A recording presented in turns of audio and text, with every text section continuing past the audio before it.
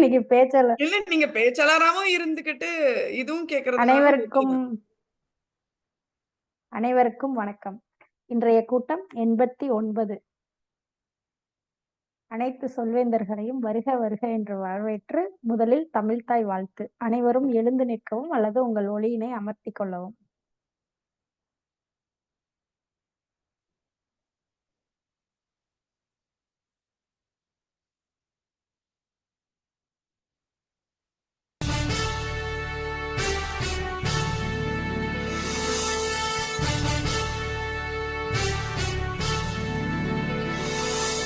நீராறும் கடலுடுத்த நிலமடந்தை கெழிலொழுகும் சீராறும் மதனமென திகழ்வரத கண்டனிதில் எக்கணமும் அதில் சிறந்த திராவிடனல் திருநாடும் தக்க சிறு திரை நுதலும் தரித்தனரும் திலகமுமே திலக வாசனை போல் அனைத்துலகும் இன்பமுற எத்திசையும் புகழ் மணக்க இருந்த பெரும் தமிழனங்கே தமிழனங்கே உன் சீரிழமை திறம்பியந்து செயல் மறந்து வாழ்த்துதுமே வாழ்த்துதுமே வாழ்த்துதுமே.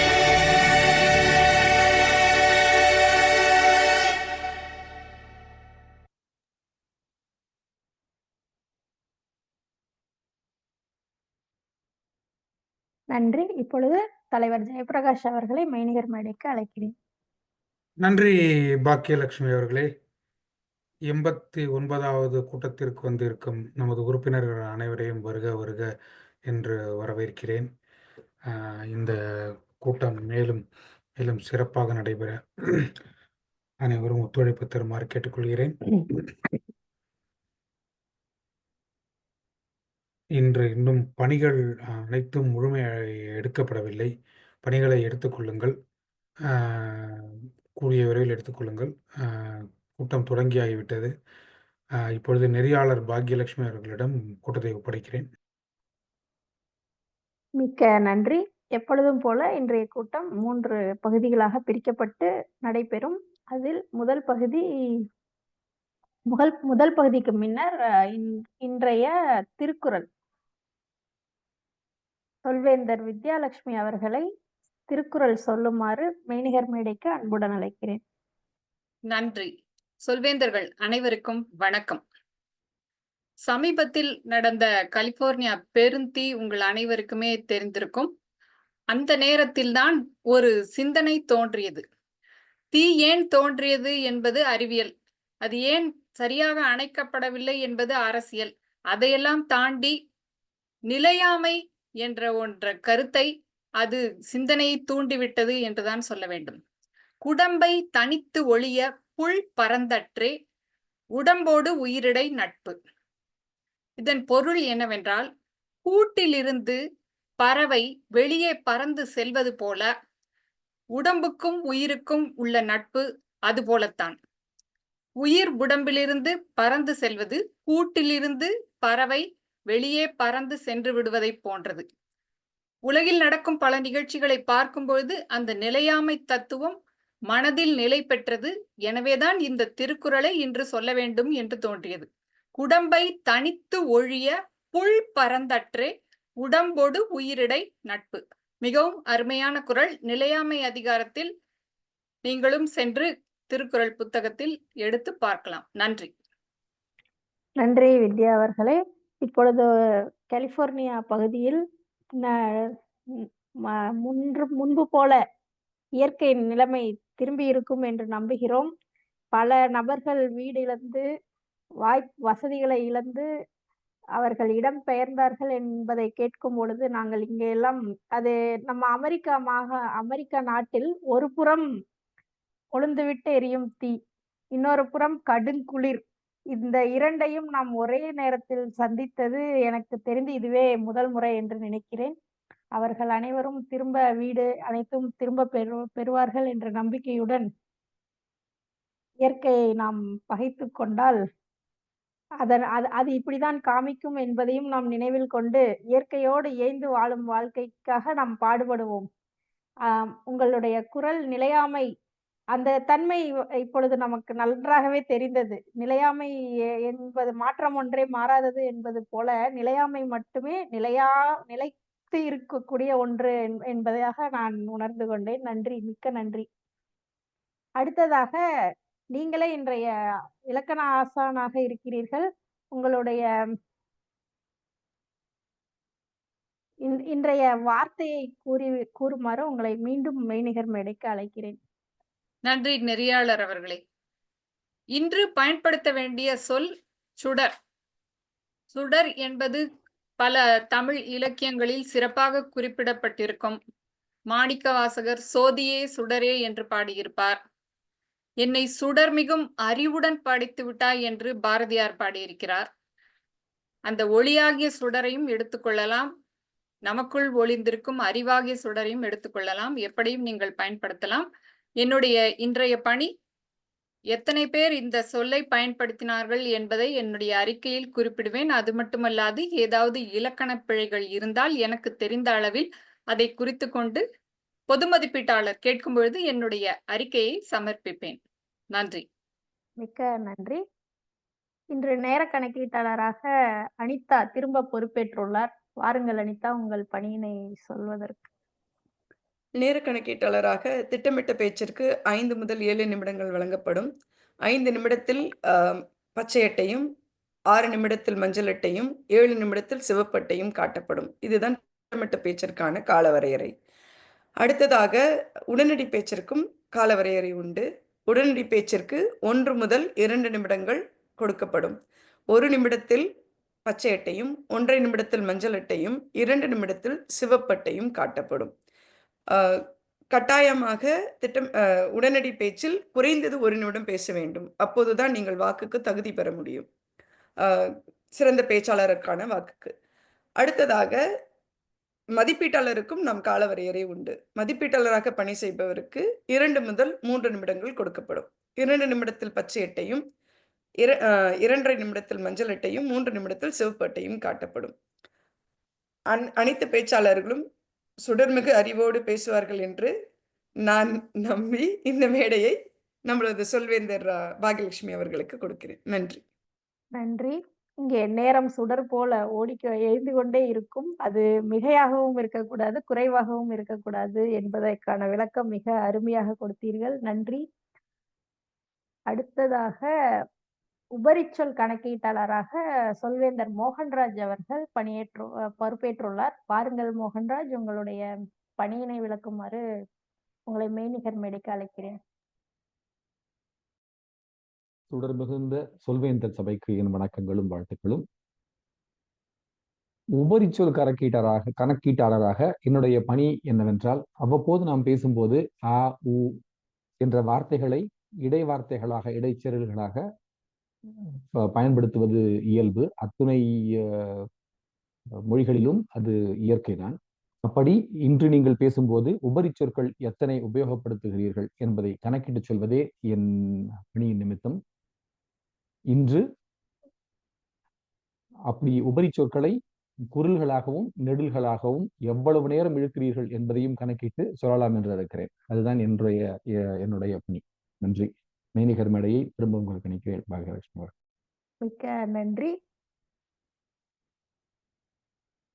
அடுத்ததாக நீங்க மோகன்ராஜ் அவர்களே இன்றைய உடனடி பேச்சு நெறியாளராகவும் பொறுப்பேற்றுள்ளீர்கள். அந்த பணியினை பற்றியும் ஒரு சில வார்த்தைகள். உடனடி பேச்சு பேசுபவர்களுக்கு மட்டும்தான் என்று நினைத்திருந்தேன். அத்தகைய தலைப்புகளை கொடுத்து உடனடி பேச்சை நடத்துவதும் உடனடியாக நடத்தப்படவிருக்கிறது என்று. அப்படி ஒவ்வொருவருக்கும் ஒரு தலைப்பு கொடுக்கப்படும். அந்த தலைப்பை ஒட்டி நீங்கள் 1 நிமிடத்திலிருந்து 2 நிமிடங்கள் பேச வேண்டும். சுடர் மிகுந்த அறிவோடும் ஒளியோடும் சேர்த்து குழைத்து இன்று பேசுவீர்கள் என்ற நம்பிக்கையோடு மெய்நிகர் மேடையை உங்களுக்கு திரும்ப கொடுக்கிறேன் பாகியலட்சுமி அவர்களே. நன்றி. நன்றி. இன்று பேசும் சொற்களிலும் சுடர் மிகுந்து பேசும் சாரங்கரிலும் சுடர் மிகுந்து இருக்க வேண்டும் என்று இன்றைய கூட்டத்தில் நம்புவோம். அடுத்ததாக தயாரிக்கப்பட்ட பேச்சு பகுதிக்கு செல்வோம். இதில் ஒரே ஒரு பேச்சாளர் திரு மகேந்திரன் பெரியசாமி அவர்கள் பேச உள்ளார். அவருடைய பாதை தன்னார்வ பணிகளில் தலைமைத்துவம். உங்களுடைய தலைப்பை நீங்களே சொல்லிக்கொண்டு உங்களுடைய பேச்சை ஆரம்பிக்கலாம். சொல்வேந்தர் மகேந்திரன் அவர்களே. அனைத்து சொல்வேந்த உறுப்பினர்களுக்கும் ஒளி நிறைந்த ஒளி வணக்கங்கள், சுடர் வணக்கங்கள். ஒவ்வொரு நாளும் பிற ஒளியால் நீ அதை நிறை, நேர புதையல்கள் திற, நேச நினைவுகளால் நிறை, பொக்கிச பொழுதுகளில் அழ, பூமியில் புகழினை அட, இயன்ற உதவிகள் புரி, இகத்தை எம்மி ஏனும் உயர்த்து, மாற்றம்தான் வாழ்வென்று உணர், மாறாத ஊக்கத்தோடு உழை, அளவில்லா அன்பை நீ தெளி, வாழ்வே அதற்கென்று தெளி. ஆக்க முயற்சிகள் எடு, ஐயங்கள் அனைத்தையும் களை, நட்பு உறவினில் திளை, நாளெல்லாம் ஆனந்தம் அடை, எடுக்கும் அடியெல்லாம் உயர், எல்லாம் நன்மைக்கே உணர், ஒவ்வொரு நொடியிலும் விழி, எழு, நட, ஓடு, விரி, பர, சிற என்று ஒரு ஒளி ஊட்டுகின்ற, சுடர் தெரிக்கின்ற அருமையான ஒரு தலைப்போடு மோட்டிவேஷன் ஸ்ட்ராட்டஜி என்கின்ற அந்த ஊக்கமூட்டும் அந்த ப்ராஜெக்டில் என்னுடைய தலைப்பு தன்னார்வ பணிகளில் தலைமைத்துவம் என்கின்ற. நேற்று என்னுடைய அன்பு நண்பர் ஒருவரை இழந்து விட்டேன். அந்த நேரத்திலிருந்து அது சார்ந்த நினைவுகளால் அப்படியே நிரம்பிக் கொண்டிருக்கிறது. அவரோடு பழகிய பொழுதுகள், அவர் என்னை விட ஒரு குறைந்தது ஒரு 7-8 ஆண்டுகள் என்னை விட வந்து வயது நிரம்பியவர். அவரோடு நான் முதலில் சின்ன பையனா இருக்கும் பொழுது அப்படியே என்னுடைய கிட்டத்தட்ட ஒரு 4 கிலோமீட்டர் போக வர இருக்கும் என்னுடைய அந்த பயணம். அந்த பயணத்தின் போது போகும் பொழுது அவரோட பேசுறது, அங்க வேர்க்கடலை வாங்கி சாப்பிட்ற, அவர் ஒரு மளிகை கடை வச்சிருந்தாரு. அப்புறம் அவரோட நிறைய பேசுவோம் வருவோம். அப்புறம் அங்க பள்ளியில படிக்கும் பொழுது ஒரு புத்தகம், அந்த நூலகத்துல வந்து படிச்ச ஒரு புத்தகம், அது ஒரு 7வது 8வது படிக்கும் பொழுது அதுல இருந்து ஒரு ஒளி, ஒரு சுடர் வந்தது அப்படின்னு சொல்லலாம். ஸோ அதுல வந்து சின்ன சின்ன பசங்களாம் சேர்ந்து, எல்லாரும் பெரும்பாலும் பெரியவர்கள் வந்து சேர்ந்து நிறைய செய்யறது, ஆனா சின்ன பசங்களாம் சேர்ந்து அங்க வந்து ஒரு அபார்ட்மெண்ட்ல இருந்து அந்த கூட்டு தொகுப்பு வீடுகள்ல இருந்து அவர்கள் சில பணிகள் எல்லாம் செய்வார்கள். அதுல இருந்து ஒரு சுடர் வந்து அதுக்கப்புறம் இந்த மாதிரி குடியரசு தினம், சுதந்திர தினம் சமயத்துல அங்க உள்ள தெருக்களை தூய்மைப்படுத்தி அங்க அப்படியே விளையாட்டு போட்டிகள் மாதிரிலாம் வச்சுட்டு சின்னதா அவர்கிட்ட வந்து நாங்க பெரிய பணம்லாம் இருக்காது இல்லையா, அந்த சின்ன கிராமத்து பசங்களா இருக்கும் பொழுது அவரு வந்து கொஞ்சம் ஸ்பான்சர்லாம் பண்ணுவார். ஜாமெட்ரி பாக்ஸ், அப்புறம் அந்த வாய்ப்பாடு, அதே மாதிரி அப்புறம் அந்த பென்சில்கள், அது மாதிரிலாம் வந்து கொஞ்சம் குறைந்த விலைக்கே வாங்கிப்பாரு, இல்லைன்னா அதை சில சமயம் இலவசமாகவும் கொடுப்பார். அப்படிங்கிறத அதை வந்து அப்படியே நறுக்கி அதில் கபடி விளையாடுறவங்களை வந்து 4 ஒரு இதை கொடுத்து அந்த மாதிரி நினைவுகள் எல்லாம் வந்தது. சரி, இன்று நான் அந்த தலைப்பை எடுத்துக்கிட்டது அவர் இந்த நமக்கான இந்த அந்த திட்டமிடப்பட்டு பேசுகின்ற அந்த பேச்சுக்கும் சரி, அவரோட இருந்த அந்த ஆரம்ப கால நினைவுகள், அதற்கு பிறகு கிட்டத்தட்ட 2016 சமயத்துல வந்து இந்தியாவில் பொங்கல் கொண்டாடிய நினைவும் போதும் அவரும் மேடையில வந்து அமர்ந்து நாங்கள் சேர்ந்து அதை சில பணிகள்லாம் செய்த அந்த நினைவுகள் வருகிறது. அதாவது சில மனிதர்கள் நம்மோடு எங்கிருந்து நமது உள்ளத்தை தொட்டு அடுத்தடுத்த நிலைக்கு எடுத்து செல்வார்கள் அப்படிங்கிறது பார்க்கும் பொழுது அந்த மனிதரையும் நினைத்து பார்க்கிறேன். அப்போது வந்து மகாத்மா காந்தி சிறுவர் சங்கம் அப்படின்னு தான் முதல் என்னுடைய அந்த தன்னார்வ பணி இதுவா வந்து ஆரம்பித்தது ஊர்ல சிறுமருதூர் அப்படிங்கிற ஒரு கிராமத்துல. அங்கு அப்புறம் ஒவ்வொரு ஆண்டும் அதுக்கப்புறம் வந்து அவர்கள் இளைஞர் மன்றமா ஆகி திருவள்ளுவர் இளைஞர் மன்றம்ன்ற ஒரு அமைப்புல ரொம்ப அருமையா பண்ணிட்டு இருக்காங்க பசங்க. இப்போ அதற்கு அடுத்து அப்படியே எங்கு சென்றாலும் ஏதாவது ஒரு தன்னார்வ பணி அப்படிங்கிறது மேல வந்து ஒரு ஆர்வம் உண்டு. இது தன் விளக்கத்துக்காக பேசுறது இல்லை, செயல் திட்டத்துக்காகவும் எடுத்துக்கலாம். அதுல உள்ள தலைமைத்துவம் என்பது அதனாலேயே பெரும்பாலும் எங்கெங்கெல்லாம் அந்த தலைமை பொறுப்புகள் மாதிரி வந்தாலும் கூட நம்ம தலைமைத்துவம் முக்கியம், அதற்கென்று பொறுப்புகள் என்பது, அதாவது அந்த அந்த டைட்டில் லீடர்ஷிப்புங்கிறத விட்டு கொஞ்சம் தள்ளியே நிற்கிற மாதிரியே நான் வச்சிட்டு இருந்தேன். முடிஞ்ச அளவுக்கு வந்து இந்த லீடர் வித்தவுட் டைட்டில் என்ற ஒரு தலைப்பில் வந்து ராபின் சர்மா அவர்களுடைய புத்தகம் இருக்கும். அதில் எந்த ஒரு தவறும் இல்லை, ஏன்னா அது வந்து ஒரு பெரிய பொறுப்பு, பொறுப்போடு கூடிய சில செயல்கள். ஆனால் அந்த பொறுப்பு மீது இருப்பதை விட இன்னும் நிறைய தலைவர்களை உருவாக்குகின்ற தலைமைத்துவமாக இருக்க வேண்டும் என்பதில் எப்போதுமே ஒரு நிலைப்பாடு உண்டு. அது மாதிரி பார்க்கும் பொழுது பல அந்த கடந்து வந்த பொழுதுகளில் என்னுடைய இந்திய வானூர்தி நிலையத்தில் பணியில் இருந்தபோது அங்கு சில பணிகள் ஆக இருக்கலாம், அல்லது அதற்கு பிறகு இந்த கார்ப்பரேட் சோசியல் ரெஸ்பான்சிபிலிட்டி விங் அப்படின்னு ஜிஇ மூலமாக வந்து முதல் முறை இங்கே அமெரிக்கா வந்த போதும் சரி, அங்கு எல்ஃபன் அப்படின்ற ஒரு அமைப்பு மூலமாக இருந்தது. அதன் மூலமாக தலைமைத்துவம் சில பணிகள் இருந்தது. அதற்கு பிறகு இங்கு ஒரு அமெரிக்க அளவில் கிட்டத்தட்ட ஒரு 200 பணியாளர்கள் சேர்ந்து அவர்களோடு இணைந்து பணியாற்றிய சில அனுபவங்கள். அதில் மிக முக்கியமாக சில குறிப்பிடத்தகுந்ததாக சொல்லணும் அப்படின்னா, இந்த மாதிரி சிறையில் இருக்கின்ற அம்மாவோ அப்பாவோ அல்லது 2 பேருமே சிறையில் இருப்பாங்க, ஆனால் அவங்க பிள்ளைகள் வந்து வெளில இருப்பாங்க. ஸோ அவர்களோடு நமக்கு வந்து ஒரு 2 ஆண்டுகள் அவர்களோட கூடவே கிட்டத்தட்ட தத்தெடுக்கிற ஒரு நிலை தான் அது, அந்த மாதிரி தான் இருக்கும். அவர்களுடைய கல்வி பணி, அவர்களுடைய அந்த நன்னடத்தைகள், இது 2ஐயும் மிக சரியாக பார்த்து கொள்வதற்காண்டு சில இதில் வந்து நானும் மனைவியும் அதோட உடன் பயணித்தோம். அப்புறம் little sister, big brother, big sister அப்படின்ற ஒரு அமைப்பு, அதன் மூலமாகவும் சிலது. இது எல்லாமே இந்த அனுபவத்தோடு நான் சொல்வதற்கு ஒன்று என்ன அப்படின்னா, நமக்கு பணம் கிடைக்காவிட்டாலும் அங்கு ஏதாவது பணி செய்வதற்கு எங்கெங்கெல்லாம் வாய்ப்பு கிடைக்கிறதோ அங்கு செய்கின்ற அந்த நிலையை ஏற்படுத்துவதும், அது சார்ந்த சூழல்களை அமைப்பதும், அதுவும் கூட ஒரு தலைமைத்துவம் தான். தலைமைத்துவம் என்பது வெறுமனே ஒரு நிறுவனங்களில் இந்த ஒரு உயர் இடத்தை அடைய வேண்டும் என்பதாக மட்டுமாக இல்லாமல் அதில் மீது எந்த ஒரு மாற்று எண்ணமும் இல்லை.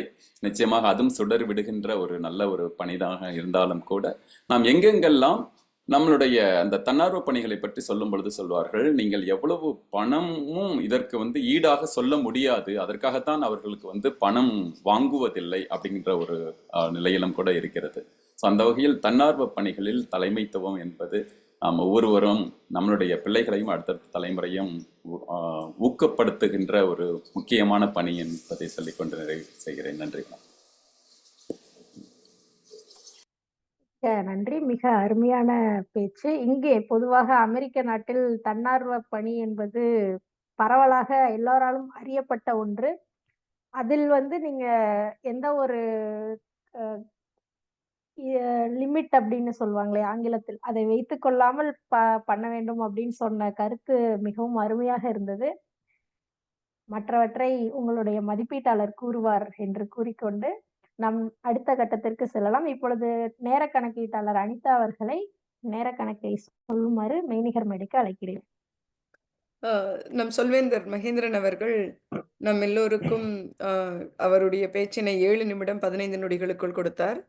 அவர் குறிப்பிட்ட ஏற்கனவே அவர்தான் வெற்றியாளர் என்பதால், வெற்றி கோப்பை அறிவிப்பாளராக நானே இருப்பதால், அது அவர் ஏற்கனவே வாக்கின்றி வெற்றி பெற்று விட்டால், இருந்தாலும் நேரத்திற்குள் பேசியதால் வாக்குக்கு தகுதி பெறுகிறார் என்று சொல்லிக்கொண்டு விடைபெறுகிறேன். நன்றி. நன்றி. உங்களுக்கு உடனடியாக இன்றைய வெற்றி கோப்பை கிடைத்ததற்கு வாழ்த்துக்களையும் கூறிக்கொண்டு நாம் நிகழ்ச்சியின் அடுத்த கட்டத்திற்கு செல்வோம். அடுத்ததாக இப்பொழுது உடனடி பேச்சினை நெறியாள்கை செய்வதற்கு திரு மோகன்ராஜ் அவர்களை மெய்நிகர் மேடைக்கு அழைக்கிறேன். நன்றி பாக்யலட்சுமி அவர்களே. வைரமுத்துவின் வரிகளில் சுடும் வரை நெருப்பு, சுற்றும் வரை பூமி, சுழலும் வரை காற்று, போராடும் வரை மனிதன் என்று மிக அருமையாக சொல்லியிருப்பார். நண்பர் மகேந்திரன் சொல்லும்போது, பால்ய நண்பர், தன்னை விட வயதில் மூத்தவர், ஆனாலும் பால்ய நண்பர், அவர் பிரிந்தது மிகுந்த இழப்பை ஏற்படுத்தி இருந்தது என்று சொல்லியிருந்தார். நம்மோடு இருந்தவர்கள், பழகியவர்கள் இழக்கும் போது அது ஒரு மிகப்பெரிய தாக்கத்தை நமக்குள் உண்டு செய்யும். ஆரம்பிக்கும் போது வித்யாலட்சுமி அவர்களும் தீக்கிரையான சேதங்கள் பற்றியும் அது நமக்குள் உண்டாக்கும் தாக்கத்தை பற்றியும் பேசியிருந்தார். இப்படி பல தாக்கங்கள் நமக்கு அன்றாடம் நம்மில் நடைபெறுகிறது. ஒவ்வொரு மனிதனுக்குள்ளும் ஒரு ஜோதி தொடர்ந்து சுடர்விட்டு எரிந்து கொண்டே இருக்கும். அந்த ஆன்ம சுடராயினும் அறிவு சுடராயினும் எரிந்து கொண்டு இருக்கும் வரைதான் நாம் மனிதர்கள். வைரமுத்துவின் வைரமுத்துவின் வரிகளை இன்னும் கொஞ்சம் நீட்டித்து பார்த்தால், சுடர் உங்களுக்குள் எரியும் வரைதான் நீங்கள் மனிதன். அந்த உயிருக்கு உறுப்புகள் பல அன்றாடம் உதவி செய்து கொண்டிருக்கிறது. இன்றைய தலைப்புகளும் அதை ஒட்டித்தான் இருக்க போகிறது. ஐம்புலன்கள் இருக்கிறது. ஐம்புலன்களையும் அடக்கி ஆள்வது மனிதனுக்கு மிக முக்கியம். அப்படி புலனாய் நீங்கள் இருந்தால் உங்களுக்கு புலப்படுவது என்ன? கண்ணாய் இருந்தால் உங்களுக்கு என்ன தோன்றும்? உங்களை கண்ணாய் பாவித்து கண் பேசுவது போல நீங்கள் பேசுங்கள். வாருங்கள் பாக்யலட்சுமி அவர்களே. உடனடியாக கேட்டுவிட்டீர்கள். மிக்க நன்றி. நீங்கள் சொன்னது போல சுடர் எரிவதை கண்ணால் தான் பார்க்க முடியும். ஆனால் அறிவுச்சுடர் எரிவதை கண்ணால் பார்க்க இயலாது. ஆயினும் அந்த கண் பலவற்றிற்கு சாட்சியாக இந்த உலகத்தில் இருக்கிறது.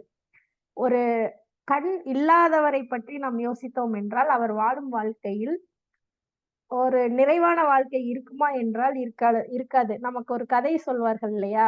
ஒரு 5 குருடர்கள் யானையை தடவி பார்த்து, யானை எப்படி இருக்கும் என்று கேட்டால், ஒருவன் தும்பிக்கையை தடவிக்கொண்டு யானை குழாய் போல் இருக்கும் என்று சொல்வான். மற்றொருவன் கால்களை கட்டிக்கொண்டு, இல்லை இல்லை யானை தூண் போல் இருக்கும் என்று சொல்வான். ஒருவன் காதை பார்த்து கொண்டு, இல்லை இல்லை யானை காத்தாடி போல மிக லேசாக இருக்கும் என்று சொல்வான். ஏனென்றால் அவர்களால் முழுமையாக இந்த உலகத்தை பார்க்க முடியாத கதை நமக்கு அனைவரும் அறிந்ததுதான். இப்பொழுது கண்ணாக இருக்கும் பொழுது நம் நல்லதை மட்டுமே பார்க்க வேண்டும் என்பதை கண் மட்டும் முடிவு செய்வதில்லை. கண்ணோடு சேர்ந்து மற்ற புலன்களும் இணைந்தால்தான் அதை நாம் சரியாக பார்த்ததை பார்த்தது போல் சொல்வதற்கு வாய் ஒத்துழைக்க வேண்டும். அதுபோல ஒரு புலன் மட்டும் எதையும் மிகச் சரியாக செய்ய முடியாது. அதற்கு உறுதுணையாக மற்ற புலன்களும் இணைய வேண்டும் என்று கூறி, அந்த சுடர் அது ஆன்மாவாக இருந்து நல்லவற்றை மட்டும் பார்த்து, நம் பார்த்தவற்றை நல்ல வார்த்தைகளாக சொல்லி அதை அடையாளப்படுத்தினால் மட்டுமே புலன்களுக்கு இங்கு வேலை என்று நான் நினைக்கிறேன். அப்படி இல்லை என்றால் திருவள்ளுவர் சொல்வது போல கண்ணிருந்தும் குருடன், செவி இருந்தும் கேட்கும் திறன் இருந்தும் செவிடன் என்று நிறைய குறள்களில் மேற்கோள் காட்டியிருப்பார். அது போலதான் இருக்கும் என்று நினைக்கிறேன். கேள்விக்கு நன்றி திரு மோகன்ராஜ் அவர்களே. நன்றி பாக்யலட்சுமி அவர்களே. கண்ணால் தான் பார்க்க முடியும். ஆனால் எதை பார்க்க வேண்டும் என்பதை மற்ற உறுப்புகளும் சேர்ந்து ஒருங்கிணைந்து சுடர் ஒளிர பயன்படும் என்று சொல்லியிருந்தார். அவர் கண்ணால் பார்த்ததை சொன்னார். அதை காதால் கேட்டிருப்பீர்கள். உங்கள் காது பேசினால் என்ன பேசும் என்று பேச வாருங்கள் வித்யாலட்சுமி அவர்களே.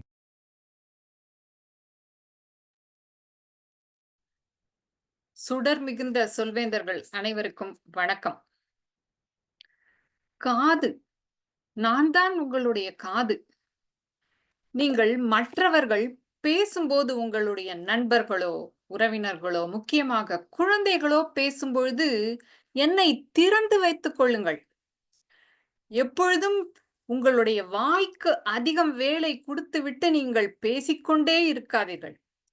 மற்றவர்கள் பேசும்பொழுது அவர்கள் எந்த நிலையில் பேசுகிறார்கள், எந்த நோக்கத்தில் பேசுகிறார்கள், எந்த பரிணாமத்தில் பேசுகிறார்கள் என்பதை கேட்டு எனக்கு வேலை கொடுங்கள். நீங்கள் எனக்கு வேலை கொடுப்பதே இல்லை, உங்களுடைய வாய்க்கே அதிக வேலை கொடுத்து கொண்டிருக்கிறீர்கள்.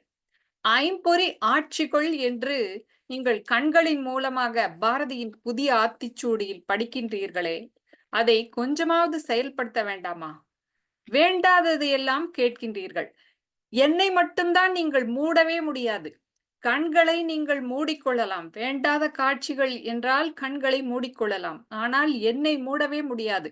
விமானத்தில் செல்லும்போது வேண்டுமானால் அந்த பஞ்சை வைத்து எனக்குள்ளே அடைக்கலாம். மற்றபடி நான் எப்போதும் திறந்தேதான் இருப்பேன்.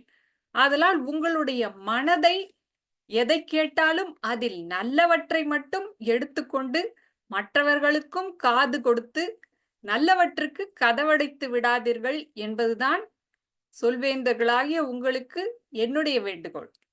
நன்றி மோகன்ராஜ் அவர்களே. உங்களுடைய கேள்வியின் வேள்வியை நான் காது கொடுத்து கேட்டு பதில் சொன்னேன். நன்றி. மிக்க நன்றி வித்யாலட்சுமி அவர்களே. அடுத்தவர்கள் சொல்வதை கேட்பதே ஞானம்தான். உங்களுக்கு தெரிந்ததை மட்டும் வாயால் பேசிக் கொண்டிருக்காமல் அடுத்தவர்கள் சொல்வதை காது கொடுத்து கேட்டால் உங்கள் வாழ்க்கை மேம்படும் என்ற சுடர்மிகு கருத்தை சொன்ன வித்யாலட்சுமி அவர்களுக்கு நன்றி. அடுத்து நுகரும் சக்தி மிக முக்கியமான சக்தி. இவர்கள் சொன்ன கருத்துக்களை எல்லாம் கேட்டவுடன் மூக்கு வேர்த்திருக்கும் இவருக்கு. வாருங்கள் ஐயா. யாரென்று யோசிக்கிறீர்கள் என்று எனக்கு தெரியும். ஜெயப்பிரகாஷ் அவர்களே வாருங்கள். மூக்கு வேர்த்திருக்கும். என் மூக்கு மிகவும் பலமானது. அதனால் நீங்கள் என்னைத்தான் கூப்பிடப் போகிறீர்கள் என்று மோப்பம் பிடித்து விட்டேன். எனக்கு தெரியும் எனக்குத்தான் வரும் இந்த கேள்வி என்று. ஒரு 2-3 ஆண்டுகளுக்கு முன்னால் அனைவரும் மூக்கை மூடிக்கொண்டு கவசம் அணிந்து கொண்டுதான் எங்கு பார்த்தாலும் சென்று கொண்டிருந்தோம். இப்பொழுதும் சிலர் அதை தொடர்கிறார்கள். அது ஒரு சுகாதாரத்திற்கான செய்யப்பட்டதை தவிர நமது மூக்கை மூடிக்கொள்ள வேண்டும் என்பதற்காக அல்ல. அதனால் மூக்கு இல்லாவிட்டால் நம்மால் சுவாசிக்க முடியாது. நல்லதை சுவாசிக்க வேண்டும், நல்ல காற்றை சுவாசிக்க வேண்டும். அப்பொழுதுதான் நம்முடைய சுகாதாரம் நன்றாக இருக்கும். மற்றபடி நம் பிராணாயாமம் என்று சொல்வார்கள். அதற்கு மூக்கு மிகவும் அவசியம். நல்லதை சுவாசியுங்கள். நன்றி. நல்லதை சுவாசியுங்கள் என்ற சுடர்மிகு கருத்தை பரப்பிய ஜெயப்பிரகாஷ் அவர்களுக்கு மிக்க நன்றி. இன்று மிகச்சிறந்த பேச்சை வெளிப்படுத்தி இருப்பதால் வாய் இவருக்குத்தான் போய் சேர வேண்டும். உங்கள் வாய் என்ன சொல்கிறது? சொல்ல வாருங்கள் மகேந்திரன் அவர்களே. நன்றி. மனித வாழ்க்கைக்கு வாய் நலமும் வாய்மை நலமும் மிக மிக உயர்ந்ததாக சொல்வார்கள். வாய் நலமாக இருந்தால் நிச்சயமாக இந்த உடல் நலமாக இருக்கும். ஏனென்றால் அதுதான் எல்லாவற்றுக்குமான திறவு வாயில். அதே போல வாயில் என்றுதான் சொல்கிறோம். அதையும் கூட வாய் இருப்பதால் தான் அதை சொல்கிறோம் என்று கூட நினைக்கிறேன். என்னால் எல்லாவற்றுக்குமான முழு ஆதாரமாக இருப்பது. அதே போல வாய்மை நலம் என்பதும் கூட இந்த வாய் மூலமாக நாம் வெளிப்படுத்துகிற அந்த சொற்கள், ஒரு சொல் வெல்லும் ஒரு சொல் கொல்லும் என்று நாம் அடிக்கடி கேள்விப்பட்டிருப்போம். அது இனிய உளவாக இன்னாத கூறல் கனி இருப்ப காய் கவர்ந்தற்று என்கிறார் வள்ளுவர். நம்மிடம் எக்கச்சக்கமாக சொற்கள் சொற்கிடங்குகளாக இருந்து கொண்டே இருக்கின்றன. நம்மிடம் இருக்கின்ற அந்த சொல்லகராதி போல, அதுபோல நம்மிடம் இருக்கின்ற அந்த அகராதி சொற்களில் அகராதி இல்லாத நல்ல சொற்களை நிச்சயமாக தேர்ந்தெடுத்து சொல்ல முடியும். அதில் எந்த சொற்களை விட்டுவிட முடியும் என்று இன்று கூட நாம் முடிவெடுத்து விட்டு இந்த சொற்களை 2025க்கு பிறகு நான் பயன்படுத்தவே போவதில்லை என்று. அதே போல என்னென்ன சொற்கள் இன்னும் கூட சொல்லலாம் என்பதை கூட நாம் ஆராயலாம். அதில் மிக நம்முடைய அந்த ஆதார சக்கரங்கள் என்று சொல்லப்படுகின்ற அந்த உடலின் 7 சக்கரங்களில் கூட ஒரு சக்கரம், ஏன்னா நாம் சொல்வேந்தர் மன்றத்தில் இருக்கிறோம், அதில் இந்த எக்ஸ்பிரஷனுக்கான ஒரு சக்கரா, அதாவது வெளிப்படுத்துவதற்கான அது இந்த தொண்டையிலிருந்து வாய்ப்பகுதி என்பதை சொல்வார்கள். அதனால் வெளிப்படுத்துகின்ற திறன் எந்த அளவுக்கு மிக மிக முக்கியம் என்பதை நிச்சயமாக இந்த வாய்ப்பகுதி சொல்கிறது. வாய் நலம் காப்போம், வாய்மை நலத்தையும் காப்போம். நன்றி, வணக்கம். வாய்மை காப்போம், இனிய உளவாக இன்னாத கூறல் கனியிருப்ப காய் கவர்தற்கு நல்ல சொற்களையே பயன்படுத்த வேண்டும். இந்த சொற்களை பயன்படுத்த மாட்டேன் என்று பட்டியலிட்டு இந்த வருடத்தில் அதை பயன்படுத்தாமல் இருக்க வேண்டும் என்ற ஒரு அறுதிமொழி ஏற்க சொல்லி அருமையான கருத்தை சொல்லி இருக்கிறார் மகேந்திரன். எந்த தலைப்பை கொடுத்தாலும் ஒரு கை பார்த்து விடுவோம் என்று அமர்ந்திருக்கும் அனிதா அவர்களே, உங்கள் கை பேசி இருந்தால் என்ன பேசும், சொல்ல வாருங்கள்.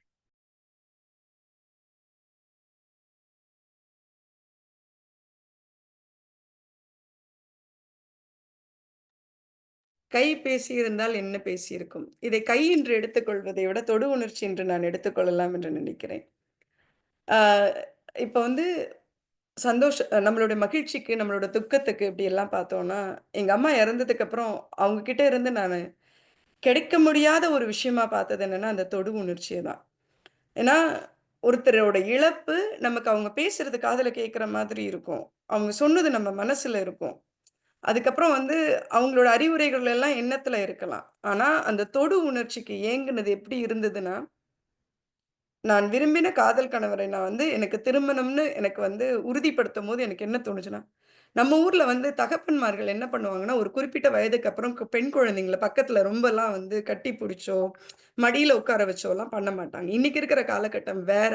ஆனா நம்ம வளர்ந்த அந்த 70கள்ல, 80கள்ல அதாவது பிறந்த குழந்தைங்களுக்கு பார்த்தீங்கன்னா, அந்த தொடு உணர்ச்சி அதுவரைக்கும் 80 வரைக்கும் இருக்கிற குழந்தைங்களுக்கு பார்த்தீங்கன்னா, அப்பா, அம்மா கிட்ட அதுவும் அப்பா கிட்ட பெண்களுக்கு கிடைக்கிறது ரொம்ப கஷ்டமா இருக்கும். ஒரு ஒரு ஒரு ஒரு இடம் தள்ளி வச்சே பார்ப்பாங்க. அப்ப எனக்கு திருமணம் ஆனோனே என்ன நினைச்சேன்னா, அந்த தாய் மடியில யார் மடியிலயாவது சாஞ்சுக்கிறதோ, இல்ல தோள்ல சாஞ்சுக்கிறது கிடைக்கும் பார்த்தீங்களா? அது எனக்கு அவ்ளோ சந்தோஷமா இருந்தது. ராஜேஷ்ட சொன்னேன். இனி நான் வந்து ஒருத்தர் தோள்ல சாயறதுக்கு ஏங்க தேவையில்ல அப்படின்னு. அதுதான் தொடு உணர்ச்சியோட இது. அதை தான் கமலஹாசனும் சொல்லியிருப்பார். கட்டிப்பிடி வைத்தியம்னு. எவ்ளோ பெரிய பிரச்சனைக்கும் ஒருத்தர போய் நம்ம கட்டி புடிச்சுட்டோம்னு வச்சுக்கோங்களேன். அந்த மனுஷன் எவ்ளோ மோசமானவங்களா இருந்தாலும் சரி, நல்லவங்களா இருந்தாலும் சரி, துக்கத்துல இருந்தாலும் சரி, சந்தோஷமா இருந்தாலும் சரி, நம்மளுடைய அ நேர்மறையான எண்ணங்களை வந்து அவங்களுக்கு கடத்தக்கூடிய ஒரு விஷயம் எப்படின்னா, காந்தமா கடத்தக்கூடிய விஷயம் நம்ம கிட்ட இருந்து அவங்க கிட்ட போகும். கட்டிப்புடி அந்த தொடுதல்ங்கிற உணர்ச்சி. அதேபோல கைன்னு சொன்னோனே நீங்க எனக்கு என்ன தோணுச்சுன்னா, கையால் நிகழக்கூடியது தான் நம்மளுடைய எல்லா முயற்சிகளும்னு சொல்லிட்டு வாய்ப்புக்கு நன்றி கூறி விடைபெறுகிறேன். வார்த்தைகள் சுடராக வருவதை பார்த்திருக்கிறேன். உணர்ச்சியை வார்த்தை சுடராக்கி பிரயோகித்த அருமையான பேச்சு அனிதா அவர்களுடையது. நான் சில நாட்களுக்கு முன் ஒரு பேச்சாளர் பேசும்போது இந்த கருத்தை உள்வாங்கிக் கொண்டேன். அது ஆச்சரியத்தை தந்தது. பல ஜீவராசிகள் ஒரே ஒரு புலனை தன் பலகீனமாக கொண்டு அந்த புலனால் மட்டுமே அழிவை தேடிக்கொள்ளும் என்று சொன்னார். பூச்சிகள் பார்க்கும் திறனில் மயங்கி வெளிச்சத்தை நோக்கி தன்னை மாய்த்துக் கொள்ளுமாம். யானை தொடு உணர்ச்சிக்கு மயங்கி நகர்ந்து புதைகுழியில் மாட்டிக்கொள்ளுமாம். மீன்கள் சுவைக்கு மயங்கி அந்த சுவையே தன்னை பிடிக்கும் தூண்டிலில் இருக்கும் இரையாக உபயோகப்படுத்துவார்கள். அதில் மயங்கி மாட்டிக்கொள்ளுமாம். இப்படி ஒரு புலனில் பல ஜீவராசிகள் தன்னை மாய்த்து கொள்ளும். அப்படி இருக்கும்போது பல புலன்களை மனிதனுக்கு கொடுத்திருக்கிறான். அவை எப்படி அடக்கி ஆளப்பட வேண்டும், அப்போது மனிதன் சுடர் மிகுந்த வாழ்க்கையை வாழ்வான் என்ற எண்ணங்களை உங்கள் மூலம் கொண்டு வர வேண்டும். அந்த எண்ணங்களை சுவாசிக்க வேண்டும், ரசிக்க வேண்டும் என்ற முயற்சியில் நான் இந்த தலைப்பை கொடுத்திருந்தேன்.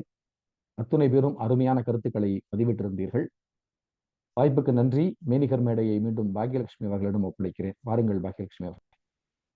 மிக்க நன்றி. சுடர் 5 புலன்களிலும் மூலமாகவும் நீங்கள் கொண்டு வந்தீர்கள் உங்கள் கேள்விகளால். மிக்க நன்றி. அதுவும் உடனடி பேச்சை உடனடி நெறியாளராக உடனடியாக பொறுப்பேற்று இன்று எல்லாமே உடனடி பேச்சாளர்கள் போல் உடனடி நெறியாளராகவும் மிக சிறப்பாக செயல்புரிந்தீர்கள். மிக்க நன்றி. அடுத்த கட்டம் நம்ம இப்பொழுது நிகழ்ச்சியின் அடுத்த மன்னிக்கவும் நேர கணக்கீட்டாளர் அனிதா அவர்களை நேரக்கணக்கினை வழங்குமாறு அன்புடன் மெய்நிகர் மேடைக்கு அழைக்கிறேன். நம் சொல்வேந்தர் அனைவருமே குறிப்பிட்ட கால வரையறைக்குள் பேசினார்கள். பாக்யா அவர்களுக்கு மட்டும் நான் ஒரு 10 நொடிகள் வந்து சிறிது முன்னையும் பின்னையும் போய்விட்டு வந்தேன். அதனால் அவர்கள் பேசியது 1 நிமிடம் 30 நொடிகளாக இருந்தாலும் அவர்களும் கால வரையறைக்குள்ளே பேசினார்கள். பாக்யலட்சுமி அவர்கள் 1 நிமிடம் 30 நொடிகள், வித்யாலட்சுமி அவர்கள் 1 நிமிடம் 40 நொடிகள், ஜெயப்பிரகாஷ் அவர்கள் 1 நிமிடம் 5 நொடிகள், மகேந்திரன் அவர்கள் 1 நிமிடம் 57 நொடிகள், அனிதா 2 நிமிடம் 10 நொடிகள். அனைவருமே வாக்குக்கு தகுதி பெறுகிறார்கள். இன்று வெற்றி கோப்பை அறிவிப்பாளராக நானே இருப்பதால், நீங்கள் தயவு செய்து உங்களுடைய வாக்குகளை எனக்கு அனுப்புமாறு கேட்டுக்கொள்கிறேன். நன்றி. நன்றி. உங்கள் வாக்குகளை அனிதா அவர்களுக்கு தனிச்செய்தியாக அனுப்புங்கள். நாம் நிகழ்ச்சியின் அடுத்த கட்டம் மதிப்பீடு பகுதிக்கு செல்லலாம். இன்று பொது மதிப்பீட்டாளராகவும் நானே இருப்பதால் அந்த பணியினை நானே செய்கிறேன். இன்று மகேந்திரன் அவர்கள் பேசிய பேச்சிற்கு ஜெயப்பிரகாஷ் அவர்கள் மதிப்பீடு செய்ய உள்ளார். வாருங்கள் ஜெயப்பிரகாஷ் அவர்களே, உங்கள் மதிப்பீட்டை வழங்க. நன்றி பாக்யலட்சுமி அவர்களே. சுடர்விட்டு ஜோதி போல் பிரகாசமாக ஓடிக்கொண்டிருக்கும் இன்றைய கூட்டத்திற்கு வந்திருக்கும் அனைவருக்கும் நன்றி. இன்று நான் மகேந்திரன் அவர்களை பேச்சை மதிப்பீடு செய்ய உள்ளேன். அவருடைய பாதை ஊக்கமூட்டும் உத்திகள் என்ற பாதையில் தன்னார்வலர் தலைமைத்துவம் என்ற தலைப்பில் பேசினார். முதலில் ஆரம்பிக்கும் பொழுது அருமையாக கவிதை ஒன்றை ஆரம்பித்து எழு நட ஓடு என்று ஊக்கமூட்டும் வகையில் அவருடைய பாதைக்கு ஏற்றபடியே பேசினார். மிகவும் அருமையாக இருந்தது. அதற்கடுத்து தன்னுடைய நண்பரை இணைந்ததை பற்றி நினைவு கூர்ந்தார். அவருடன் பழகிய நாட்கள், அவருடன் சேர்ந்து தன்னார்வலர் பணிகள் செய்தது, சிறுவர் மன்றம் அமைத்தது ஆகியவற்றை பற்றியெல்லாம் சிறப்பாக கூறினார். மகேந்திரனுடைய தன்னார்வலர் பணி அவர் சொல்லித்தான் நமக்கு தெரியணுங்கிறது இல்லை. மெரிலாண்டு, விர்ஜீனியா, டிசி ஏரியாவில் இருக்கிறவங்க எல்லாத்துக்கும் தெரியும். எங்கே ஒரு நிகழ்ச்சி நடந்தாலும், பொது நிகழ்ச்சி நடந்தாலும் மகேந்திரனை பார்க்கலாம். அதே மாதிரி கல்லூரி நிகழ்ச்சிகள், முன்னாள் மாணவர் கூட்டம், இந்த மாதிரி எந்த இடத்துக்கு போனாலும் அவர் தன்னார்வலர் பணி சிறப்பாகவே இருக்கும். நிறைய இடங்களை நான் பார்த்துருக்கிறேன். ஒரு தடவை ஒரு 5 வருடத்துக்கு முன்னாடி நமக்கு பொங்கல் அன்னைக்கு மாட்டுப் பொங்கல் நமக்கு தடை பண்ணாங்க. அன்னைக்கு நம்ம வாஷிங்டன் ஏரியாவில் நாங்கள் ஒரு சின்னதாக ஒரு கூட்டம் போட்டிருந்தோம். அதாவது எதிர்ப்பு கூட்டம், ஏன் ஏறுதழுவுதல் நிறுத்துறோன்னு. அங்கே பார்த்தா புதிய தலைமுறைக்காக மகேந்திரன் பேட்டி எடுத்துக்கிட்டு இருந்தார். அந்த மாதிரி எங்கு பார்த்தாலும் எங்கும் மகேந்திரன் இருப்பார். அவருடைய தன்னார்வலர் பணி அனைவருக்கும் தெரியும். இப்பொழுதும் அதை தொடர்ந்து கொண்டிருக்கிறார். மேலும் மேலும் தொடர வேண்டும் என்பது என்னுடைய வாழ்த்துக்கள். மற்றும் வானொலி நிலைய பணி, அமெரிக்க பணியாளர்கள் சேர்த்து கொண்டு இந்த சிறையில் இருக்கும் பெற்றோர்களின் குழந்தைகளை பாதுகாப்பதற்காக ஒரு தொண்டு நிறுவனம் நடத்துவதாக கூறுகிறார். கேட்பதற்கே மிகவும் அருமையாக இருந்தது. வளர்க உங்கள் பணி. அருமையாக செயல்பட்டீர்கள். ஆங்கில வார்த்தைகள் சிலவற்றை பயன்படுத்தி தவிர்த்திருக்கலாம். மற்றபடி எடுத்துக்கொண்ட தலைப்பில் சிறப்பாக பேசினீர்கள். குரலில் ஏற்ற இறக்கம் இருந்தது, ஆர்வமூட்டும் வகையில் இருந்தது, அவையோரின் விழிப்புணர்வை கவர்ந்தது. நன்றி. நன்றி ஜெயப்பிரகாஷ் அவர்களே, அருமையான மதிப்பீடு. மகேந்திரனை பற்றியும் எங்களுக்கு தெரியாத பல செய்திகளை இங்கு பகிர்ந்ததற்கு நன்றி. அவர் மகேந்திரன் பெரியசாமி என்று சரியாக தான் பெயர் வைத்துள்ளார். பெரிய வேலை பண்ணுவதால் பெரியசாமி அவர். மிக்க நன்றி. நாம் அடுத்ததாக நேர கணக்கீட்டாளர் அனிதா அவர்களை மெய்நிகர் மேடைக்கு அழைக்கிறேன். இன்று நீங்களே சிறந்த மதிப்பீட்டாளர் என்று அவர் இன்று சிறப்பாக மதிப்பீடு செய்த ஜேபி அவர்களும் குறிப்பிட்ட காலவரையறைக்குள் பேசினார். அவர் எந்தவித போட்டியும் இல்லாமல் அவரும் சிறந்த மதிப்பீட்டாளராக தேர்வு செய்யப்படுகிறார். அனைவருமே நம் கூட்டத்தை சிறப்பாக சுடரின் ஒளி போல் நடத்துகிறீர்கள் என்று சொல்ல வேண்டும். மிக்க நன்றி பாக்யா அவர்களே. இதையும் அறிவித்து விடவா பாக்யா அவர்களே? இல்லைன்னா நாம் தாமதித்து மற்ற வகையெல்லாம் நடந்த பிறகு சொல்லவா? அதை இறுதியாக சொல்லிவிடலாம். நன்றி. நன்றி. சுடரோ சுடரின் ஒளியோ, இறுதியில் சுடரை போல் நாமும் ஒளிர வேண்டும். அதுதான் நமது நோக்கம். அடுத்ததாக இலக்கண ஆசான். வாருங்கள் வித்யா அவர்களே, இன்றைய உங்கள் உங்களுடைய மதிப்பீட்டை தருமாறு கேட்டுக்கொள்கிறேன். நன்றி பொது மதிப்பீட்டாளர் பாக்யலட்சுமி அவர்களே. இன்று சுடர் என்ற சொல் சுடர் போல் மிளிர்ந்தது. ஒவ்வொரு கூட்டத்திலும் கொடுக்கும் வார்த்தையை விட இன்று அனைவருமே சிறப்பாக பயன்படுத்தினார்கள். முதலில் அந்த எண்ணிக்கை அறிக்கையை சொல்லிவிட்டு அதன் பின் அடுத்த பகுதிக்கு செல்கிறேன்.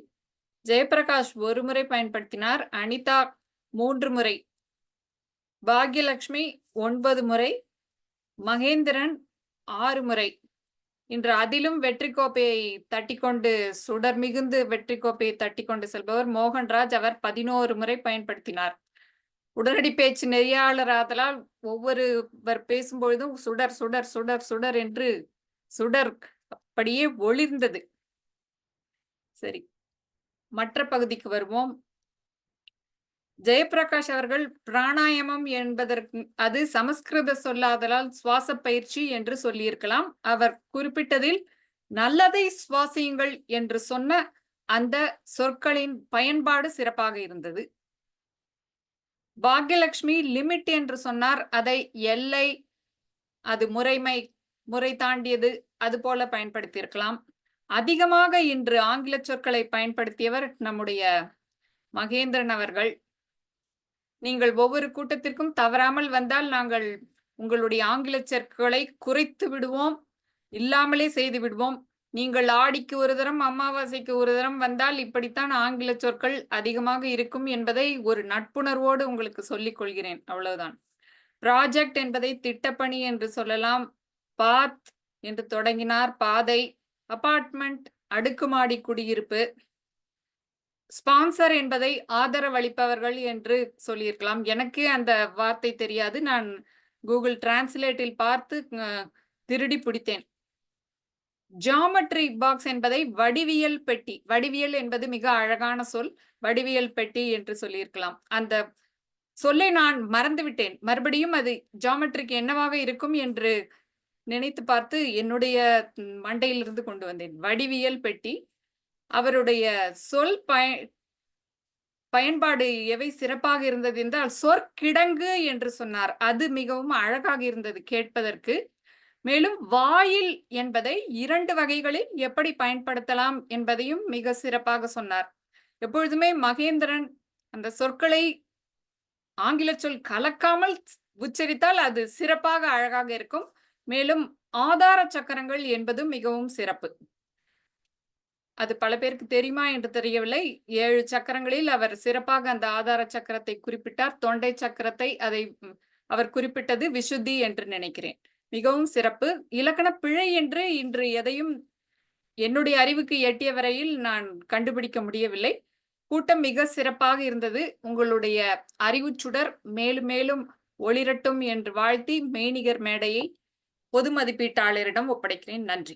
நன்றி. மிக அருமையான மதிப்பீடு. இன்றைய கூட்டத்தில் சுடர் மிகுந்தது. உங்களுடைய சொல்லால் இன்று நிறைய சுடர் ஒளிர்ந்தது என்றே கூறலாம். மிக்க நன்றி அந்த சொல்லிற்கு. அடுத்ததாக உபரிச்சொல் கணக்கீட்டாளர் மோகன்ராஜ் அவர்களை அறிக்கையை சமர்ப்பிக்க மெய்நிகர் மேடைக்கு அழைக்கிறேன். நன்றி பாக்யலட்சுமி அவர்களே. அறிவுச்சுடருடன் தமிழ்ச்சுடரும் சேர்ந்து ஜொலிக்கட்டும். இன்று வந்தவர்கள் அத்தனை பேரும் ஒவ்வொரு கூட்டத்திற்கும் வாருங்கள், வராதவர்கள் அத்தனை பேரையும் வரும்படி அழைத்து வாருங்கள் என்று சொல்லி இன்று உபரிச்சொற்கள் மிக குறைவாகத்தான் பயன்பட்டது. மகேந்திரன் அவர்களின் சொல்லாடல் அருமையாக இருந்தது. அவரின் திட்டமிட்ட பேச்சில் ஒரு என்ற வார்த்தையை 3 முறையும் வந்து என்ற வார்த்தையை 4 முறையும் பயன்படுத்தி இருந்தார். அது மிக குறைவான அளவே என்று நான் நினைக்கிறேன். உடனடி பேச்சை தலைப்பை யோசித்துக் கொண்டிருந்ததாலும் போர்வையை யோசித்துக் கொண்டிருந்தாலும் உடனடி பேச்சில் உபரி சொற்களை நான் கணக்கிடவில்லை. அடுத்து மதிப்பீட்டாளராக வந்திருந்த போது ஜேபி அவர்கள் உபரி சொற்களை உபயோகித்தார். உபரி சொற்கள் கணக்கீட்டாளர் அதை சொல்லும்போது என்ற ஒரு வார்த்தையை இப்போது உபயோகித்தார். சின்ன 6 முறையும் பெரிய 4 முறையும் ஜெயபிரகாஷ் உபயோகித்திருந்தார். வந்து என்ற வார்த்தையை இடைச்சொல்லாக பயன்படுத்தலாம் என்பதையே இன்று கவனிக்கும் போதுதான் தெரிய வந்தது. வந்து எனும் வார்த்தை அப்படி எப்படி வந்து நிற்கிறது என்று எனக்கு புரியவில்லை. வந்து எனும் வார்த்தையை 4 முறை பயன்படுத்தி இருந்தார். ஒட்டுமொத்தமாக உபரிச்சொற்கள் நமது சொல்வேந்தர் சபையில் குறைந்து கொண்டே வருகிறது என்பதுதான் என் எண்ணம். வேறு உபரி சொற்களை நான் உடனடி பேச்சின் போது கவனிக்கவில்லை, மன்னிக்கவும். இந்த 2 பேச்சில் மட்டும்தான் உபரி சொற்களை கவனித்தேன். மெய்நிகர் மேடையை உங்களுக்கு மீண்டும் தருகிறேன் பாக்கியலட்சுமி அவர்களே. மிக்க மிக்க நன்றி மோகன்ராஜ் அவர்களே. வந்து வந்து வரதராஜன் சொல்லிக் கொண்டிருப்பார், வந்தியத்தேவனை போல வந்து சென்று கொண்டிருக்கிறது என்று. இன்று அதை நீங்களும் சரியாக பிடித்து விட்டீர்கள் என்று நினைக்கிறேன். மிக்க நன்றி. அடுத்ததாக வெற்றி கோப்பை அறிவிப்பாளரை அழைத்து விடலாம். உடனடி பேச்சிற்கான வெற்றி கோப்பை அறிவிப்பாளர் தன்னுடைய நன்றியை முதலில் உபரிச்சொல் கணக்கீட்டாளருக்கு சொல்லிக் கொள்கிறார். எப்போதுமே ஜேபி அவர்களுடன் இதில் போட்டி போட்டு வெற்றி பெறுபவர் நானாகவே இருப்பேன், அல்லது ஜேபி அவர்களே இருப்பார். நாங்கள் வந்து எல்லாம் நீங்கள் உங்கள் பணியில் சிறப்பாக இருப்பதற்காக என்னை காப்பாற்றி விட்டீர்கள் என்று சொல்லிக்கொண்டு இன்றைய உடனடி பேச்சின் வெற்றியாளராக நம் சொல்வேந்தரவையில் பெரும்பான்மையான வெற்றிகளை பெற்று வெற்றி பெற்றிருப்பவர் அனிதா என்பதை நான் மிக்க மகிழ்ச்சியுடன் தெரிவித்துக் கொள்கிறேன். நன்றி. உங்கள் அனைவருக்கும் என்னுடைய மனமார்ந்த நன்றிகள். 5 புலன்களில் உணர்தலை வெற்றி பெற்றுள்ளது என்றும் எடுத்துக்கொள்ளலாம். இல்லை என்றால் அம்மா பாசம் வெற்றி பெற்றது என்றும் எடுத்துக்கொள்ளலாம். இங்கே தொடு உணர்ச்சி அதுவும் ஒரு வகை உணர்ச்சி தானே, அதுவும் ஒரு வகை உணர்ச்சி தானே. அதனால் அப்படி எடுத்துக்கொள்ளலாம். எனக்கு அவர் இன்னொன்று கேள்வித்தால் எனக்கு முன்பே எனக்கு தெரிந்து விட்டது. கண் காது எல்லாம் செவியெல்லாம் சென்றவுடன் நம்மளுடைய மனது வந்து அடுத்து என்னவாக இருக்கும்னு, அதனாலதான் இவர் கை அப்படி என்பதை நான் எனக்கு தோதாக தொடுதல் என்று மாற்றிக்கொண்டேன். மிக்க மாற்றி விட்டீர்கள் என்றும் சொல்லலாம். தலைப்பை மாற்றுவதென்றும் அப்படிப்பட்ட தவறு ஒன்றுமில்லை. நகைச்சுவைக்கு யாராவது உடனடியாக முயற்சி செய்கிறீர்களா? எனக்கு இன்று ஆங்கிலத்தில் வந்ததை நான் தமிழாக்கம் செய்து முயற்சி செய்ய முயன்றேன். அது எப்படி இருக்கு என்று தெரியவில்லை. அந்த நகைச்சுவை இருக்கிறதா இல்லையா என்று தெரியவில்லை. இது கொஞ்சம் இது கொஞ்சம் கிரிஞ்சாக உள்ள நகைச்சுவை என்றே எடுத்துக்கொள்ளலாம். ஒருத்தர் ஆங்கிலத்தில் இப்படி இருந்தது, டைஜஸ்டிவ் சிஸ்டத்தை பத்தி விளக்குங்கிறதுக்கு ஆங்கிலத்தில் இருந்தது. நான் இப்போது கேட்கிறேன், உங்களுடைய உணவு, அதாவது டைஜஸ்டிவ் சிஸ்டத்துக்கு தமிழ் என்ன சொல்லணும்னா செரிமானத்திற்கான விளக்கத்தை கொடுங்கள் என்று ஒரு ஆசிரியர் ஒரு மாணவரை கேட்கிறார். அந்த மாணவர் கொஞ்சம் கூட சிரிக்காமல் வலது கையில் ஆரம்பித்து இடது கையில் முடியுது என்று சொல்லிவிட்டு சென்று அமர்ந்து விட்டார். இப்படித்தான் இருந்தது இந்த நகைச்சுவை எல்லாம். ஆங்கிலத்தில் அது சிறப்பாக இருந்தது. அத்தனை நிகழ்ச்சிகளுமே ஸ்டார்ட்ஸ் வித் ரைட் ஹேண்ட். அடுத்து வந்து இம்பார்ட்டன்ட்டுக்கு இது ஆங்கிலத்தில் மட்டுமே சொல்ல முடியும். நம்மளுடைய சொல்வேந்தரவையில் எப்போதாவது ஆங்கிலம் சொல்லலாம் என்பதால் உங்களுடன் இதை பகிர்ந்து கொள்ள விரும்புகிறேன். அதே மாணவரிடம் இவனுக்கு ஏதாவது இம்பார்ட்டண்டா தெரியுதா, இம்பார்ட்டன்ட்டுக்கு உனக்கு விளக்கம் தெரியுமா அப்படி என்று கேட்கிறார்கள் ஆசிரியர். அவன் வந்து நம்ம ஊரில் இருக்கும் ஒரு ஆண்ட் வெளியூருக்கு சென்றால் அது இம்போர்ட் ஆண்ட் அப்படின்னு என்று சொல்லிவிட்டு போய்விடுகிறான். அதுதான் அவனுக்கு இம்பார்ட்டன்ட். ஏன்னா இம்போர்ட் ஆண்ட், அதுதான் அவனுக்கு இம்பார்ட்டன்ட். இந்த மாதிரி ஒரு 10-15 நகைச்சுவைகள் இருந்து எல்லாமே ஆங்கில நகைச்சுவைகள். என்னுடைய குழந்தைகளிடம் இன்று அதை பகிர்ந்து கொண்டிருந்தேன். ஏனென்றால் இன்றைக்கு அவர்களுக்கு மெய்நிகரில் வகுப்புகள், ஏனென்றால் எங்களுக்கு இங்கு பனி பொழியும் என்று நம்பப்பட்டு விடுமுறை கொடுக்கப்பட்டது. இன்று பனி பொய்யவில்லை, நாளை பெய்யும் என்று நம்பி நாளையும் விடுமுறை கொடுத்து விட்டார்கள். அதனால் நாளை கதை நாளை தான் தெரியும். இன்று அதனால் தான் எனக்கு இன்னைக்கு வந்து உங்களுடைய பேசுவதற்கு நிறைய நேரம் கிடைத்தது. அது அவர்களை முன்பே தயார் செய்து அனுப்பிவிட்டு என்னால் வர முடிந்தது. இந்த மாதிரி நிறைய ஆங்கில நகைச்சுவைகளை நம்ம வந்து அந்த சாராம்சம் குறையாம தமிழ் நகைச்சுவையாக மாற்ற முடியுமா என்று அடுத்த முறை நான் முயற்சி செய்து கொண்டு வருகிறேன். நீங்கள் யாராவது நகைச்சுவை சொல்லணும் என்றாலும் சொல்லலாம். என்னோட கணித ஆசிரியர் கிட்டத்தட்ட 7வது 8வது படிக்கும் பொழுது அவர் சொல்லுவார், ஏன் தெரியுமா நிறைய பேருக்கு வந்து கணக்கு ரொம்ப ரொம்ப குழப்பமா இருக்கு அப்படின்னு வந்து கேட்டார். எல்லாரும் ஒவ்வொரு காரணம் ஒன்று சொல்லிட்டு இருந்தாங்க. அப்புறம் வந்து அவர் வந்து சொன்னார், நீங்கள் அந்த ஆங்கிலத்தில் வந்து அதை எழுதுங்க அப்படின்னு போர்டில் வந்து எழுதினார். எழுதும் பொழுது MATHE MATICS எழுதும் இல்லையா, அப்படி பார்த்துட்டு நீங்கள் வந்து அந்த அது யாருக்கு கணக்கு குழப்பமா இருக்கோ அவனுக்கு 2 பக்கமும் பாய் இருக்கு. இந்த பக்கம் ஒரு மேட்டு, அந்த பக்கம் ஒரு மேட்டு, ஆனால் 2லையுமே படுக்காம இடையில படுத்துட்டு இருக்கான். அந்த அளவுக்கு அவனுக்கு குழப்பம் அப்படின்ற மாதிரி அதை சொல்லுவார். அது நினைவுக்கு வருது.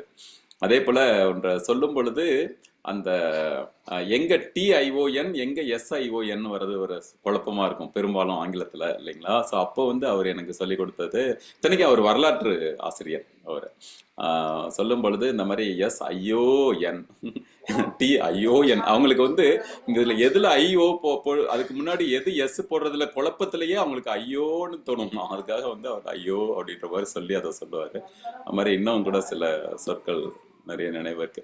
அதே போல இது நகைச்சுவை இல்லை, ஆனால் பெரும்பாலும் இந்த பெண்கள் தினத்துலலாம் இது அடிக்கடி எனக்கு நினைவுக்கு வர ஒன்று என்ன அப்படின்னா, ஆசிரியர் வந்து இந்த ஆண்கள் பெண்கள் அப்படிங்கிறத வச்சு ஒரு விளக்கப்படுத்தணும் அப்படின்னு சொல்றதுக்காக வந்து அந்த கவிஞரை வந்து எழுதுறாராம். போர்டில் வந்து இந்த மாதிரி உமன் அப்படின்னு எழுதுறான். இதை வந்து ஸ்பெல் அவுட் பண்ணுங்க அப்படின்னு சொல்லும் பொழுது, அதை ஸ்பெல் அவுட் பண்ணும் பொழுது சொல்லும் பொழுதே WO அப்படியே நிறுத்து அப்படின்னு சொல்லிட்டு அப்புறம் சொன்னாராம். இப்ப வந்து அந்த மூணையும் ஒன்னா படி WUO மேன் அப்படின்னு அர்த்தமா. CSOO மேன் மனிதர்களே புரிந்து கொள்ளுங்கள், இவர்கள் வந்து பலம் வாய்ந்தவர்கள், இரட்டை பலம் அப்படின்ற மாதிரி அதை சொல்லுவாங்க.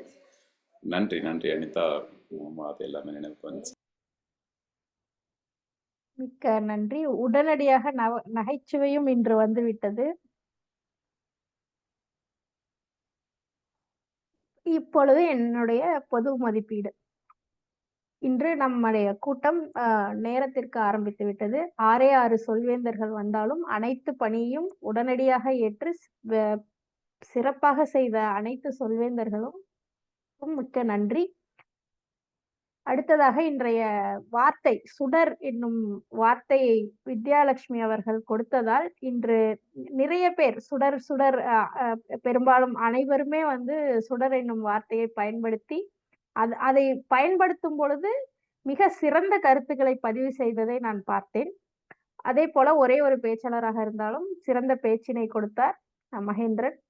சிறப்பாக மதிப்பீடு செய்தார் ஜெயபிரகாஷ் அவர்கள். அதனால் இன்றைய 2 பேச்சாளர்கள் குறைவு என்பதை தவிர வேறு எந்த குறையும் எனக்கு பெரியதாக தெரியவில்லை. இன்றைய கூட்டம் சிறப்பாகவே இருந்தது. மோகன்ராஜ் சொன்னது போல இப்பொழுது எனக்கு நிறைய உபரிச்சொல் வருகிறது என்று நினைக்கிறேன். இதுவரை வரவில்லை, அவர் கணக்கிடும் வரை வரவில்லை. அதுபோல எல்லோருக்குமே உபரி சொல்லும் குறைந்து கொண்டே வருகிறது. ஆங்கில சொற்களின் உபயோகமும் குறைந்து கொண்டே வருகிறது என்பதை நான் நம்முடைய கூட்டத்தின் வெற்றியாகத்தான் பார்க்கிறேன். இதுதான் என்னுடைய பொது மதிப்பீடு. இப்பொழுது நான் மெய்நிகர் மேடையை தலைவர் ஜெயபிரகாஷ் அவர்களிடம் ஒப்படைக்கிறேன். நன்றி பாக்யலட்சுமி அவர்களே. இன்றைய கூட்டம் மிக சிறப்பாக நடைபெற்றது. முதலில் மகேந்திரன் பேசும்பொழுது அவருக்கு நமக்கு இன்று கொடுக்கப்பட்ட வார்த்தை சுடர். அவருக்கு அந்த வார்த்தை முன்னமே கொடுக்கப்பட்டதோ என்று தோணும் அளவிற்கு அவருடைய பேச்சில் அந்த வார்த்தையை பயன்படுத்தினார். நான் கூட நினைத்தேன் இருவரும் பேசிக்கொண்டு வந்தார்களோ என்று. அப்படித்தான் இருந்தது. மிக அருமையாக இருந்தது அவருடைய பேச்சு. அவர் நான் அழைத்து அவர் அதற்கப்புறம்தான் அவர் பணியை எடுத்துக்கொண்டார். மிக அருமை. முன்னதாகவே இருந்திருந்தாலும் அவருக்கு வந்து தெரியாது இன்று நாம் பேச வேண்டும் என்று. அழைத்தவுடன் உடனே ஏற்றுக்கொண்டு பேசினார். மிக அருமையாக இருந்தது. அதேபோல் உடனடி பேச்சு நெறியாள்கை செய்த மோகன்ராஜ் அவர்களுக்கு நன்றி. மிக அருமை. யாரும் எதற்கும் நம்ம எந்த ஒரு பணியும் நம்மால் நடக்காமல் போகாது. எல்லாமே தொய்வில்லாமல் நடக்கும் என்பதற்கு இன்றைய கூட்டம் ஒரு உதாரணம். எவ்வளவு குறைவாக நபர்கள் இருந்தாலும் நமது கூட்டம் சிறப்பாக நடைபெறும். மிக்க நன்றி. அடுத்து அலுவலர்களுக்கான பயிற்சி நான் முன்னமே மற்றொரு குழுமத்தில் அளித்து விட்டேன். அலுவலர்களுக்கு தெரியப்படுத்தி விட்டேன். அலுவலர்கள் அனைவர்களும் அந்த பயிற்சியில் கலந்து கொள்ள வேண்டும். ஏதாவது அதற்கு கேள்விகள் இருப்பின் தெரிவிக்கவும். தயவுசெய்து அதற்கு பதிவு செய்ய வேண்டும் என்று நினைக்கிறேன். பதிவு செய்ய வேண்டும். பதிவு செய்து, அதாவது பதிவு செய்வது என்பதே ஒரு ஜூம் லிங்க் போல் கொடுத்துள்ளார்கள். அதிலேயே பதிவு செய்து அந்த கூட்டத்தில் பயிற்சியில் கலந்து கொள்ள வேண்டும். அலுவலர்கள் அனைவரும் கலந்து கொள்ளுங்கள். யாராவது முடியவில்லை என்றால் முன்னே தெரிவியுங்கள். நாம் அதற்கு வேறு ஏதாவது ஏற்பாடு செய்யலாம். வேறு எதுவும் இல்லை. இன்றைய கூட்டம் இனிதாக நடைபெற்றது. நன்றி. இத்துடன் நமது பதிவை நிறுத்திக் கொள்ளலாம். மற்றவற்றை பேசலாம்.